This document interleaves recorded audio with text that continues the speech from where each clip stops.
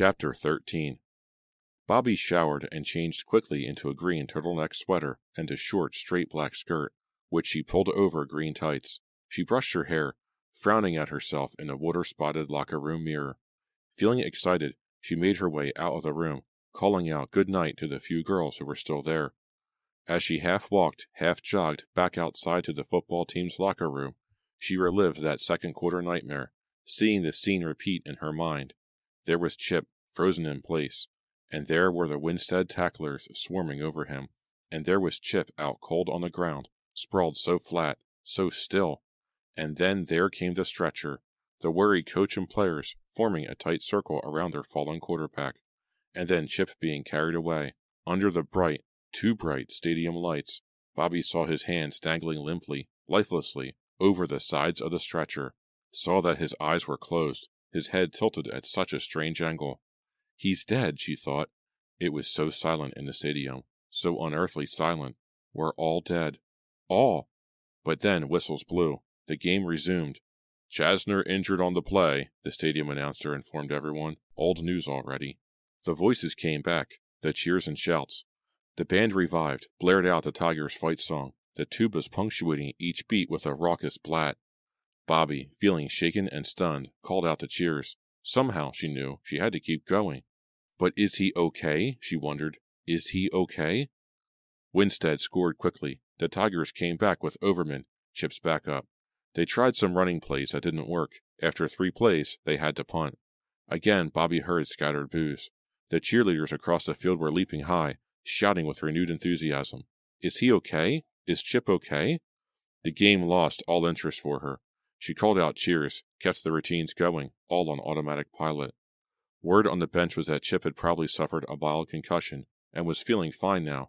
Everyone was very relieved. She saw that he didn't come out for the second half. Did they take him to a hospital? Bobby wondered. Is he still in the locker room? Does he still expect me to meet him? The Tigers lost 21-6. And now here she was, nervously waiting in the student parking lot, in front of the door to the team dressing room. The stadium lights dimmed, then went out, casting the stadium, the parking lot, the entire back of the school into sudden night. As if someone had turned off the sun, Bobby thought. As her eyes adjusted to the new darkness, she saw Deborah and Ronnie heading across the parking lot. Involved in conversation, they didn't notice her. Bobby watched them disappear around the corner, both of them talking animatedly, gesturing with their hands. Strange that Kimmy isn't with them, she thought. Maybe Kimmy had a date. The locker room door swung open. Bobby recognized Dave Johnson, the running back.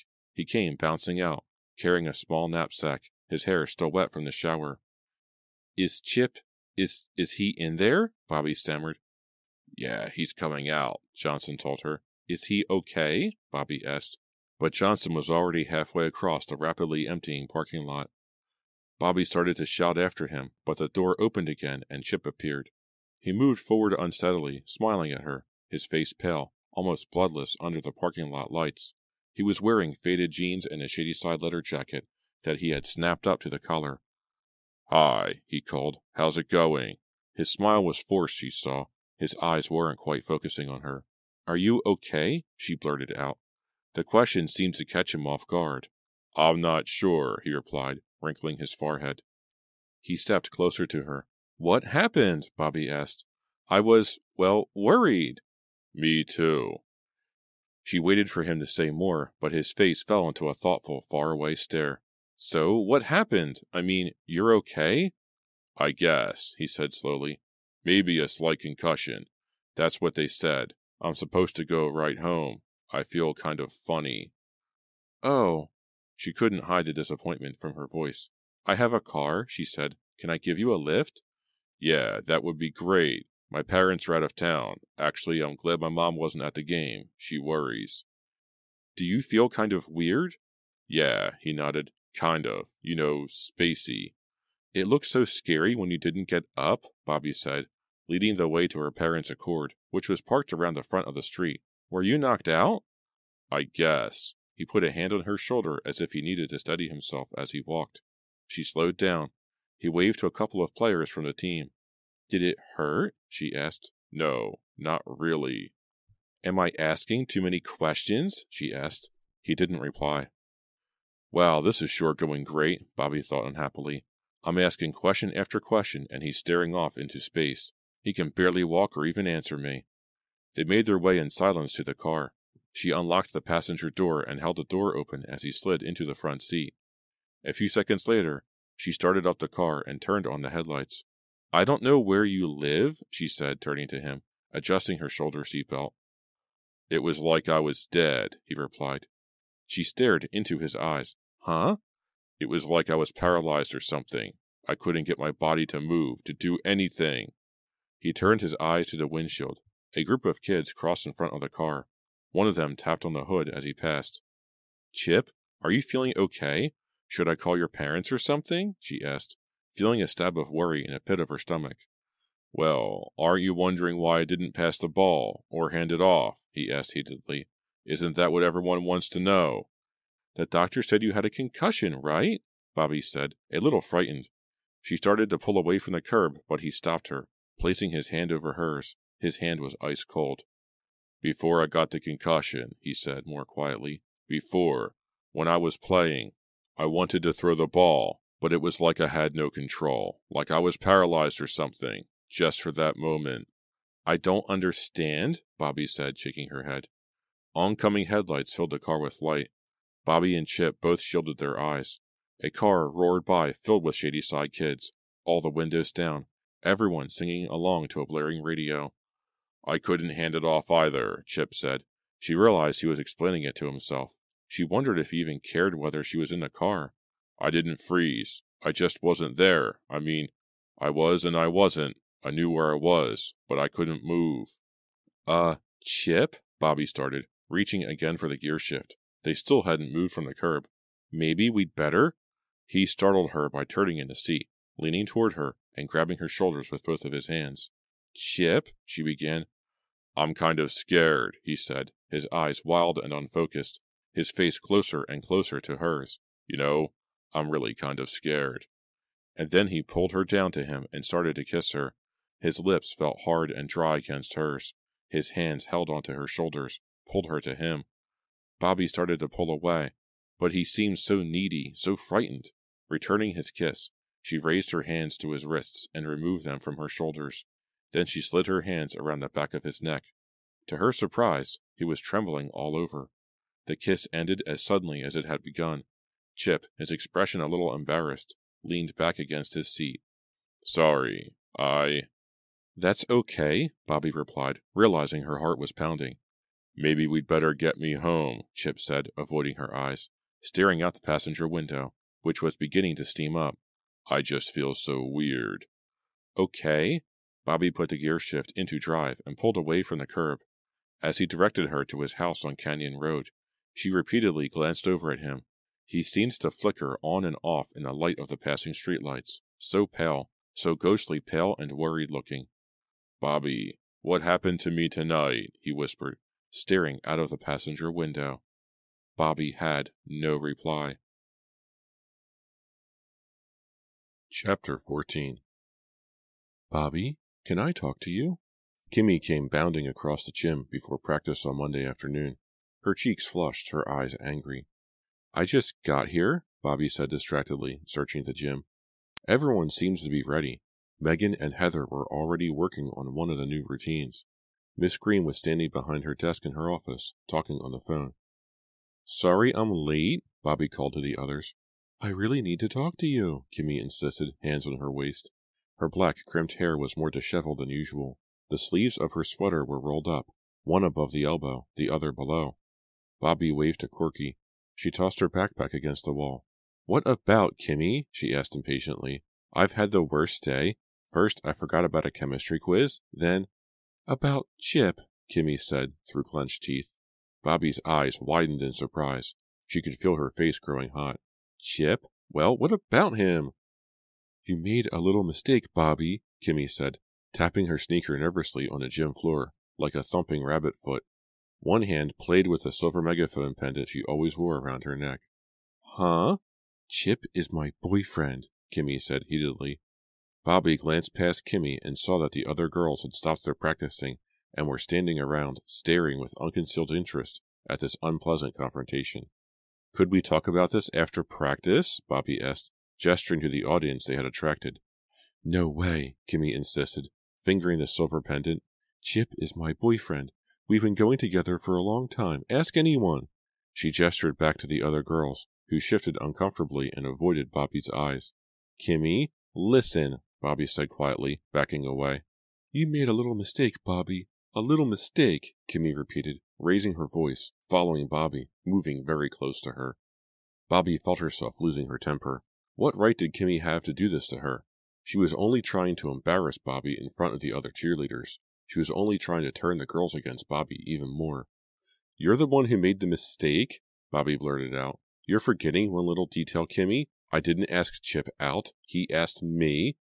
Kimmy's eyes grew wide. Then, uttering a cry of anger, she lunged at Bobby, grabbing the sides of her hair with both hands, pulling hard. Startled, Bobby gasped. She tried to duck out of Kimmy's hold, but Kimmy had a firm grasp on her hair. Bobby yelped in pain and struggled to pull Kimmy's hands off. Suddenly, a voice was calling, Stop! Girls, stop, please! And Jennifer wheeled her chair right between the two combatants. Stop it, please! Kimmy! Bobby! Both girls stumbled backward. Surprised to see Jennifer appear out of nowhere, they hesitated, panting noisily. Bobby's head throbbed. She raised a hand and tried to smooth her hair.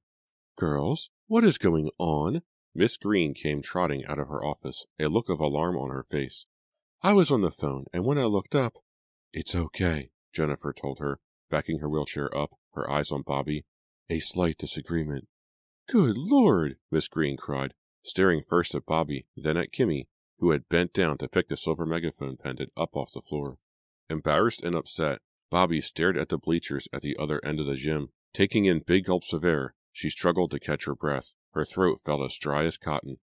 Kimmy fiddled with the clasp of the pendant chain, her hands shaking visibly. Her face was crimson, and a damp clump of her hair had fallen over one eye. I think you two had better apologize to each other right now, Miss Green said sternly, talking to them as if they were 4-year-olds. Neither girl replied. Jennifer backed her wheelchair out of the way. Kimmy fastens the megaphone pendant around her neck, glaring at Bobby as she did it. This is very bad timing, Miss Green said, crossing her arms in front of her chest, especially since you two have to work so closely together on the new routine. The new routine. Bobby had forgotten they were going to work on the new routine. She sighed. The new routine was long and difficult, and it ended with Kimmy doing a pike, diving off Corky's shoulders, and being caught by Bobby. Maybe we should practice something easier today? Bobby muttered glumly. We're not practicing anything until you and Kimmy apologize to each other for acting like spoiled babies, Miss Green said, frowning. Bobby glanced past Miss Green at the other girls. Corky was making funny faces at her. Helpful. Very helpful. The other girls all looked terribly uncomfortable. Deborah and Ronnie had gone back to practicing their splits. They were pretending that the little drama wasn't taking place. There's nothing to apologize about, Kimmy said defiantly. Nothing to apologize about, Bobby thought, rolling her eyes. She attacked me. Well, if you really feel that way, Miss Green said angrily, her arms still crossed, I'll have no choice but to suspend both of you from the squad. A few of the girls gasped. Ronnie and Deborah stopped their exercises. Well, Kimmy said slowly, avoiding Bobby's eyes. I'm willing to apologize, Bobby said softly. Even though this is entirely Kimmy's fault, she added to herself. I guess I am too, Kimmy said grudgingly, her blue eyes flashing. I should hope so, the advisor said, lowering her arms. After all, this is a cheerleading squad, not the wrestling team. Bobby glanced at Jennifer, who had backed up nearly to the wall. Jennifer flashed Bobby an encouraging smile. I'm sorry, Kimmy said sullenly, and extended her hand. Bobby took her hand. It felt hot and wet. I'm sorry, too, she said softly. That's better, Miss Green said, more than a little relieved. I'm sure you girls can find a more civilized way to work out your differences. Bobby and Kimmy both nodded. Bobby let go of Kimmy's hand. The two eyed each other warily. Kimmy will never be my friend, Bobby realized. Her next thought, will she always be my enemy? This new routine is so tricky, Miss Green was saying, so complicated. The timing is split second. You two girls have to be able to rely on each other. You have to have confidence in each other. She called the other cheerleaders over to begin the practice. Bobby wasn't in the mood to work on anything new. she still felt strange, out of sorts. How could Kimmy have attacked her like that? Didn't she have any pride? Let's try the last part of the routine first, Miss Green suggested. Why don't you explain it again, Bobby? Actually, Corky should explain it, Bobby replied, turning to her sister. Corky invented it. We used it at the state finals last year, and it really got a big reaction. Bobby saw Kimmy mutter something to Deborah. Both girls snickered quietly to themselves. It's easier to demonstrate it, Corky said. Bobby, do a shoulder stand. We'll do this now without the rest of the pyramid. But in the real routine, she'd be up much higher. We'll show you how the pike works. Miss Green, will you catch Bobby when she dives? Bobby and Miss Green obediently moved into place as the other girls watched intently. You'll be doing this pike, Kimmy, Miss Green said, so watch carefully. If you have any questions... I'm watching, Kimmy said sharply. Bobby stepped behind Corky and grabbed Corky's hands. Then she placed one sneaker on Corky's bent knee and, with a boost from Heather, who was standing behind her, raised her other sneaker to Corky's shoulder and pulled herself up until she was standing on Corky's shoulders. Corky brought her hands up to Bobby's ankles, gripping them tightly, locking her in place. Miss Green moved in front of Corky and readied herself to catch Bobby as she dove. Ready, Bobby? Corky asked, keeping her shoulders steady, bracing herself. Here it goes, Bobby said. She leapt up off Corky's shoulders, bringing her feet up, folding her body into a perfect V, and dropped in a sitting position right into Miss Green's waiting arms. Some of the girls burst into enthusiastic applause. Excellent, Miss Green cried as Bobby lowered her feet to the floor. You really made it look easy. We've practiced it a lot, Bobby said modestly. Kimmy, are you ready to try it? Miss Green asked. I guess so, Kimmy said reluctantly, eyeing Bobby. Bobby will catch you. Run through it slowly, Miss Green instructed as Kimmy stepped behind Corky. Take as long as it takes. Don't worry about the number of beats. We'll practice the timing later. The girls who were not involved in this part of the routine stepped back to make room. Ronnie was talking excitedly to two of them, shaking her head, glancing at Bobby. I really don't believe this. My life is in your hands, Kimmy told Bobby dryly. No problem, Bobby replied. I haven't dropped anyone in weeks. Kimmy didn't smile at Bobby's joke. Corky braced herself. Kimmy pulled herself up quickly into a standing position on her shoulders. Corky grabbed her calves to brace her. Bobby moved into position to catch Kimmy. I'm ready whenever you are, she called up to her. Shouldn't she go on a diet first? Deborah cracked. Kimmy glared down at her. Since when do you make jokes? Deborah shrugged. Ronnie made me say it. Let's get serious, girls, Miss Green scolded. This stunt could really be dangerous. Corky and I have done it a million times, Bobby reassured her, looking up at Kimmy. Ready? I guess, Kimmy replied with a shrug. Wish I had a safety net. You can do it. Jennifer yelled encouragement from against the wall. Okay, on 3, Corky said. 1, 2. Bobby braced herself, spreading her feet far apart in preparation for the catch. She arched her back and started to raise both arms above her head. 3. Bobby sucked in a mouthful of air. My arms, she thought. What's wrong? What's happening to me? I can't raise my arms, Bobby thought, frozen in horror. I can't move. I can't move anything. She could feel beads of cold sweat run down her forehead. Stop, Bobby thought. You've got to stop this. Hold everything. Please, just stop. But to her horror, she couldn't speak out. She couldn't make a sound. I can't move. I can't speak. She strained to raise her arms, to get into position. No, please no, Bobby cried. Only no sound came out. What is happening to me? She could see herself standing there, as if she had floated out of her own body. She could see herself looking up as Kimmy prepared to dive, looking up with her arms still at her sides, unable to move them, to raise them, unable to catch Kimmy, unable to warn her. No, please, Kimmy, don't dive. Don't dive. Can't you see I'm paralyzed here? Can't you see something is holding me here? Holding me in its grip? Holding me so I can't move a single muscle? Cannot even blink? Can't you see? Corky's shoulders bobbed under Kimmy's weight as Kimmy bent her knees and began her jump. No, no, Kimmy, don't! Kimmy's eyes narrowed, her features tight in intent concentration. Her knees bent, the muscles tightened. No, stop! Kimmy, stop! I can't catch you. I can't even move to break your fall. Kimmy, please! Kimmy took a deep breath, held it, and then she leapt off Corky's shoulders. Chapter 15. Kimmy hit the floor hard. She landed first on her knees and elbows.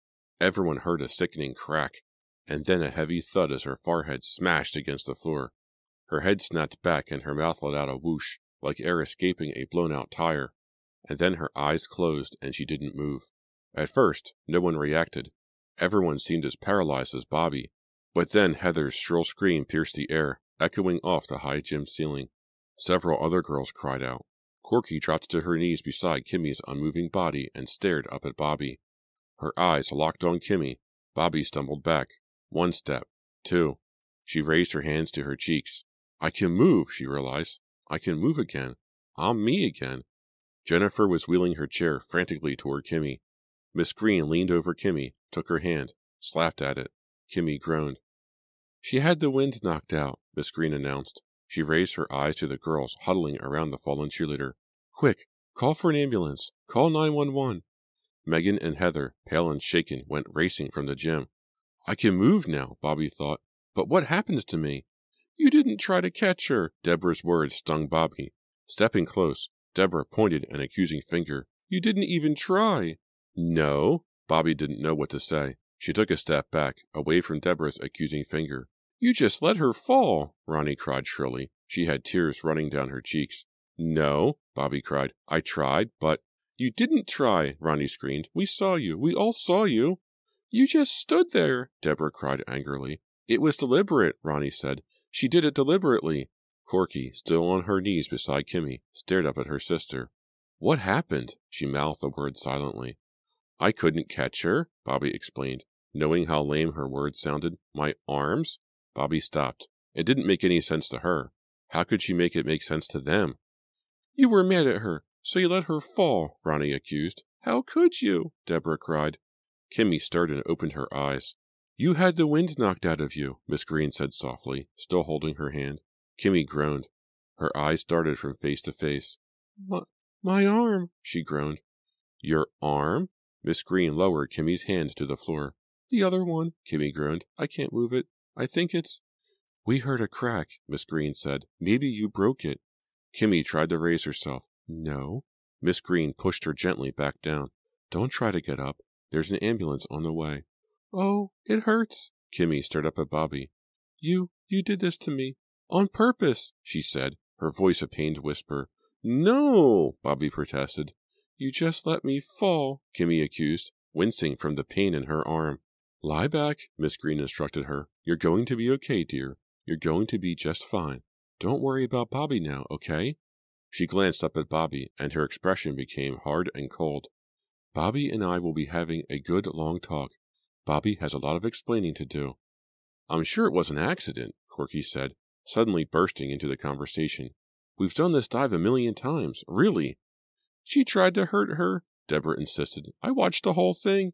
It's attempted murder, she heard Ronnie tell Megan, deliberately loud enough for Bobby to hear. Ronnie, you're going too far, Miss Green scolded. We saw her, Ronnie shot back angrily. No, Bobby screamed, tugging at the sides of her hair. No, no, no! She couldn't take any more of this. She couldn't take the eyes, so many eyes, staring at her with so much hatred. She couldn't take the accusing frowns, the pointing fingers. She couldn't take the sting of their words. No, no! And without realizing it, she had turned away from them, away from their eyes, away from their hatred, and now she was running, her sneakers loud against the hard floor, running blindly, her eyes blurred by hot tears, running with her arms outstretched, running to the double doors, and pushing through them, into the coolness of the hallway, out of the heat, away from their eyes, their unforgiving eyes.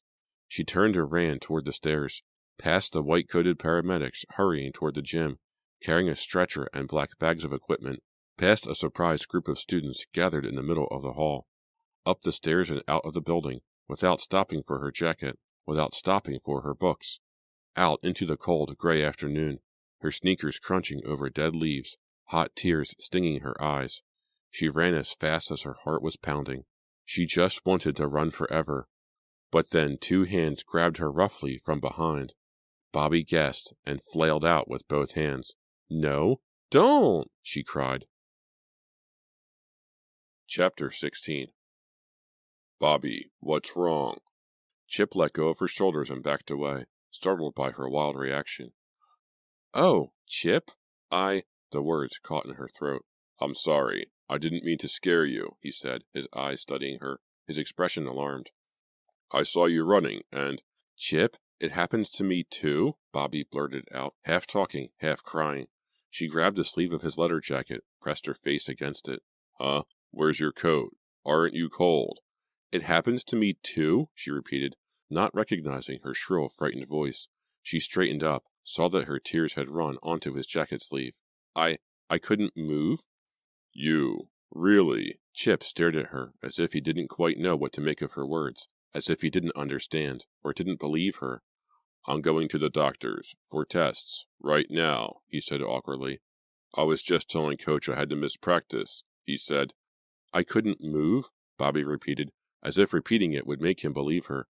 "I couldn't raise my arms? Just like you, Chip." She stared into his eyes imploringly. "You should get to a doctor, too," he said softly. "Mine thinks it's some kind of muscle thing. These tests." A horn honked loudly, insistently behind them. "Hey, that's my brother. He's taking me to the doctor," Chip said, turning to wave to the driver. "I've got to go." "Can I call you later?" Bobby asked. I've really got to talk to you about what happened." "Yeah, sure," he said, jogging to the car. "I'll be home later." He stopped suddenly and turned back to her. "You need a lift." "No," she shook her head. "I want to walk. Thanks." He climbed into the passenger seat. The car sped off. He's the only one who will believe me, Bobby thought, watching the car until it disappeared around the next corner. He's the only one. It happens to him, too. I'm not cracking up. I'm not cracking up, she told Jennifer. It happens to Chip, too? Jennifer's eyes flared for a brief second when Bobby mentioned Chip's name. She wheeled herself back against the wall, giving Bobby room to pass her and enter the den. "Thanks for letting me come over," Bobby said gratefully. She tossed her backpack onto the floor beside a couch and started to pull off her coat. "My parents took my little brother to a Cub Scout dinner, and Corky is babysitting tonight. I just didn't want to be alone." "That was so awful this afternoon," Jennifer said, speaking slowly, cautiously. "You must have felt terrible." She wheeled herself back into the den, banging into the frame of the narrow doorway, backing up and succeeding on the second try. Bobby dropped her coat on top of her backpack and rubbed the sleeves of her blue, long-sleeve pullover to warm herself. "Yeah? I was—" She stopped, unable to describe how she had felt. "So, did you talk to Chip about it?" Jennifer asked. I tried to call him. There was no answer. No one at his house." "Would you like some tea?" Jennifer asked softly. "You look chilled." No, thanks. Maybe later," Bobby said. "Do you believe me, Jen? Do you believe that I didn't deliberately let Kimmy fall?" "I talked to her mother," Jennifer replied, avoiding the question. "She has a broken wrist. It's in a cast, but it's her left hand, so it isn't so bad."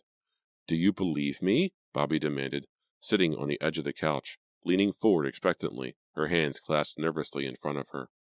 "I really don't know what to believe," Jennifer replied reluctantly. "It was like someone was holding me down, holding me in place, smothering me. My arms were useless," Bobby said, explaining for the 100th time. "Useless! My whole body was useless." "I know what that's like," Jennifer said with sudden bitterness. She stared down at her legs. "Oh, Jen, I'm sorry," Bobby cried, jumping to her feet, feeling her face grow hot. "That was so thoughtless of me. Jennifer gestured for her to sit back down. "You've had a hard day, Bobby, a horrible day." "Do you think Miss Green will let me stay on the squad?" Bobby asked, dropping back onto the couch. Jennifer shrugged. "Do you want to try to study or something? Take your mind off what happened?" Bobby sighed. "I don't know if I can take my mind off it." "Let's try," Jennifer said, tossing her beautiful, wavy hair behind her shoulders. "I'll make us some tea, and we'll try."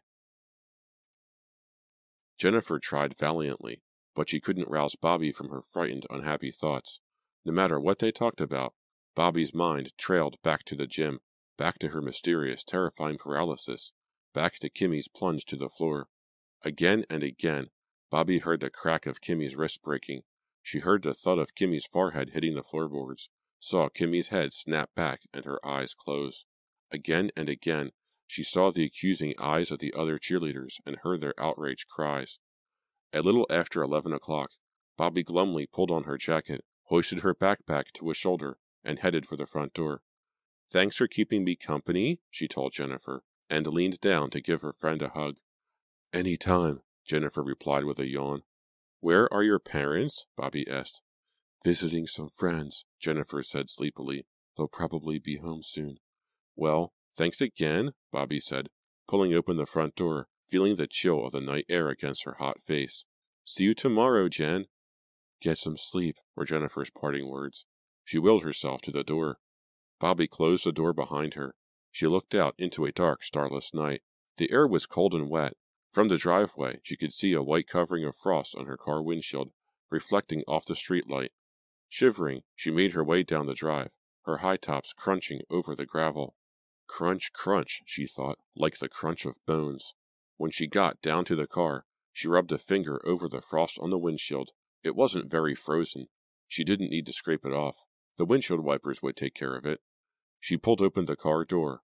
Then, before climbing behind the wheel, she glanced back at the house and gasped. "Whoa!" she exclaimed out loud, her breath steamy white in front of her as she squinted at the large living room picture window.